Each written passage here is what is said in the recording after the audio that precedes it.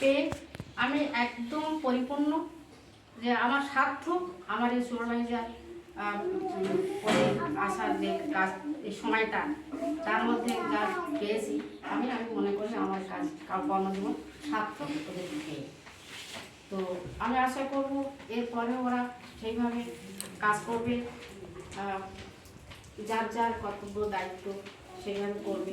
ওরা এইটুকু বুঝেছে, আমি বারবার বোঝানোর চেষ্টা করেছি যে যেটুকু সময় আমরা দেখছি সেটুকু সময় যেন কাজে লাগে।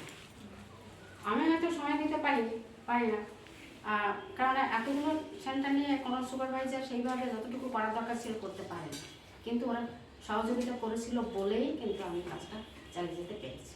ওরা সামনের দিনেও এগিয়ে যাবে, কোনো অসুবিধা হবে না। আমাদের নতুন যে ঋতুপর্ণা ভট্টাচার্য এসেছেন, উনিও একদম সরল বা ওরকম জটিল কিছু নয়, খুব ভালো মেয়ে। ওকে একটু হেল্প করলে, সহযোগিতা করলে, অনেক কিছু জানে না, নতুন ফ্রেশার, জানে না, বোঝে না, কিন্তু বুঝতে আমার থেকে আরও খুব তাড়াতাড়ি বুঝে নেবে, আরও বুঝতে একদম সময় লাগবে না, শুধু একটু ধরিয়ে দিলে ও ধরে বুঝে নেবে, কোনো অসুবিধা হবে না। আর এই নিয়ে কোনো চিন্তারও কারণ নেই। আর আসা যাওয়া তো দিদি বলেছেন, দাদাও বলেছেন যে এটা তো আমাদের আছেই, আসলে যেমন শুরু আছে তার শেষও আছে, 4 দিন থাকা যায় না, যদিও কটা দিন এখনও বাকি আছে, জুন মাসে আমাদের তো এই জিপি থেকে আমার এই লাস্ট, কেননা ঋতুপর্ণা এসে গেছে, ওদেরকেও জায়গা দিতে হবে, নতুন যে জায়গা দিয়ে আমাদের ছেড়ে দিতে হবে। তো সেই জন্য সেটা তার পরিস্থিতি এই একটা অ্যাক্সিডেন্ট হয়ে গেল।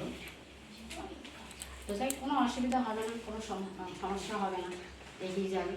আর আমি তো আছি, থাকবো, কোনো সমস্যা হলে বা কোনো প্রয়োজন হলে আমি অন্তত বাড়িতে থেকে বা যেখানেই থাকে না কেন, আমার তো আর কোনো সমস্যা নেই, আমি সহযোগিতা করতে পারবো, কিছু পরামর্শ বা ইচ্ছে করলে আমি সেটা সাহায্য করতে পারবো। আমি থাকবো, আমি এখানে না থাকলেও সবসময় আমি কাছেই থাকবো। এখনও আমি মেদিনীপুরে যারা যেখানে ছিলাম তারাও এখনও আমার সঙ্গে যোগাযোগ রেখেছে, এখনও তারা আমার কাছে তাদের সঙ্গে যোগাযোগ আছে, তারা আমার সঙ্গে সব কিছু শেয়ার করে।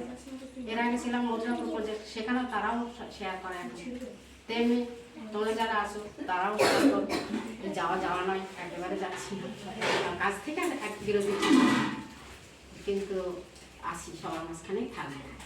আর খুব ভালো লেগেছে আমার, ছোটো ছোটো বাচ্চারা যা অনুষ্ঠান করলো, আজকে এরকম একটা অনুষ্ঠান হবে আমি তো ভাবতে পারিনি।